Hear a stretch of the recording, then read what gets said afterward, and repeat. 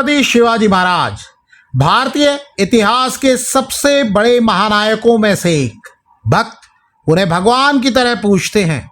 महाराष्ट्र की धरती पर छत्रपति शिवाजी महाराज के सम्मान के प्रति जरा सी उदासीनता भी भक्तों को बर्दाश्त नहीं, चाहे वो जानबूझकर हो या अनजाने में। ये बात बागेश्वर बाबा के नाम से चर्चित पंडित धीरेन्द्र कृष्ण शास्त्री को भी समझ आ गई है। धीरेन्द्र शास्त्री के एक बयान ने छत्रपति शिवाजी महाराज के भक्तों को नाराज कर दिया। इनमें बॉलीवुड अभिनेता रितेश देशमुख भी शामिल हैं। पंडित धीरेन्द्र शास्त्री को माफी मांगनी पड़ी। पहले भी महाराष्ट्र की धरती पर धीरेन्द्र शास्त्री को विरोध का सामना करना पड़ा है, लेकिन इस बार लगी चोट सबसे भारी मानी जा रही है। ताजा विवाद नागपुर के एक कार्यक्रम से शुरू हुआ। मंच पर मुख्यमंत्री देवेंद्र फडणवीस और आरएसएस प्रमुख मोहन भागवत मौजूद थे।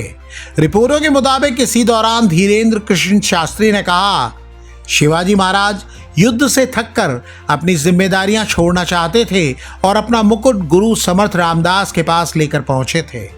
सोशल मीडिया पर यह बयान वायरल होते ही छत्रपति शिवाजी महाराज के भक्तों का गुस्सा फूट पड़ा।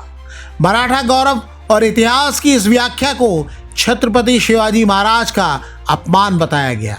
एक्टर रितेश देशमुख ने भी धीरेन्द्र शास्त्री के खिलाफ मोर्चा खोल दिया। रितेश देशमुख की फिल्म राजा शिवाजी 1 मई को रिलीज हो रही है। इसी दिन महाराज दिवस भी मनाया जाता है। रितेश देशमुख ने ही फिल्म में छत्रपति शिवाजी महाराज की भूमिका निभाई है। रितेश देशमुख ने इस विवाद को लेकर मराठी में एक कड़ा संदेश जारी किया। उन्होंने कहा, जब कोई हमारे आराध्य देवता के बारे में गलत बोलता है तो एक शिव प्रेमी के लिए इसे बर्दाश्त करना मुमकिन नहीं है। ऐसी बेकार कोशिशें समय के साथ खत्म हो जाएंगी, लेकिन शिवाजी महाराज का नाम सह्याद्री की पहाड़ियों की तरह अमर रहेगा। चौतरफा घिरने के बाद धीरेन्द्र शास्त्री ने सफाई दी। वो बोले, उनकी बातों का गलत मतलब निकाला गया। धीरेन्द्र शास्त्री ने कहा, मेरी कुंडली में ही शायद विवाद लिखा है। खासकर नागपुर आने पर ऐसा जरूर होता है। मैं तो उनका सम्मान बढ़ा रहा था। धीरेन्द्र शास्त्री ने यह आरोप भी लगाया कि कुछ ताकतें उनके धर्मांतरण विरोधी अभियान को रोकने के लिए उनके खिलाफ साजिश रच रही हैं। विवाद बढ़ता देख उन्होंने स्पष्ट रूप से क्षमा याचना भी कर ली। अब सोशल मीडिया पर यह चर्चा भी हो रही है कि क्या इस विवाद ने रितेश देशमुख की फिल्म राजा शिवाजी को बैठे बिठाए बड़ा प्रमोशन दे दिया है। ये फिल्म 1 मई को रिलीज होनी है और इसके ठीक पहले छत्रपति शिवाजी महाराज के नाम पर हुए विवाद के बीच रितेश शिव भक्तों के नायक के तौर पर सामने आए हैं।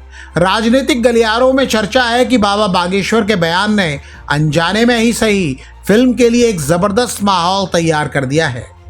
ये पहली बार नहीं है जब रितेश देशमुख ने अस्मिता के मुद्दे पर बाजी पलट दी हो। महाराष्ट्र निकाय चुनावों को याद कीजिए। जब लातूर में बीजेपी कांग्रेस को कड़ी चुनौती दे रही थी, तब बीजेपी के एक बड़े नेता रविंद्र चव्हाण ने रितेश के पिता और पूर्व सीएम विलासराव देशमुख पर एक ऐसी टिप्पणी कर दी जिससे पूरा चुनाव बदल गया। रितेश देशमुख और उनके भाइयों ने रविंद्र चव्हाण के बयान को मुद्दा बना लिया और लातूर के वोटरों से जवाब देने को कहा। नतीजा यह हुआ कि पूरे महाराष्ट्र में फ्लॉप रही कांग्रेस ने लातूर में शानदार जीत दर्ज कर ली। यानी देशमुख परिवार भावनाओं की लहर को वोटों और जन समर्थन में बदलना बखूबी जानता है। उधर धीरेन्द्र शास्त्री के लिए महाराष्ट्र की जमीन लगातार चुनौती भरी साबित होती रही है। साल 2023 में नागपुर में ही अंधश्रद्धा निर्मूलन समिति के श्याम मानव ने उन्हें खुली चुनौती दी थी। उन पर जादू टोना विरोधी यानी अंधश्रद्धा निर्मूलन कानून के तहत केस दर्ज कराने की कोशिश हुई थी। ये विवाद इतना बड़ा था कि धीरेन्द्र शास्त्री को अपनी कथा 2 दिन पहले ही खत्म कर वापस लौटना पड़ा था। तब से लेकर अब तक, चाहे वो लव जिहाद पर धीमे जहर वाला बयान हो या फिर 4 बच्चे पैदा करो वाली अपील, बाबा बागेश्वर महाराष्ट्र की धरती पर अक्सर विवादों के केंद्र में आ जाते हैं। लेकिन उन्हें ऐसा झटका पहले कभी नहीं लगा था। वजह भी स्पष्ट है। छत्रपति शिवाजी महाराज का नाम महाराष्ट्र में इतिहास तक सीमित नहीं रहता। ये पहचान और सर्वोच्च स्वाभिमान से जुड़ा है। जानकार कह रहे हैं कि धीरेन्द्र शास्त्री का बयान उनकी अज्ञानता थी या कोई कुंडली का दोष, ये तो वही जाने, लेकिन ये उनके लिए एक बड़ा सबक होना चाहिए। जाने अनजाने खड़े हुए विवाद ने 1 मई को रिलीज हो रही रितेश देशमुख की फिल्म और सियासी हलचल को एक नया मोड़ जरूर दे दिया है। आप इस पूरे विवाद पर क्या सोचते हैं, कमेंट करके हमें बताइएगा जरूर।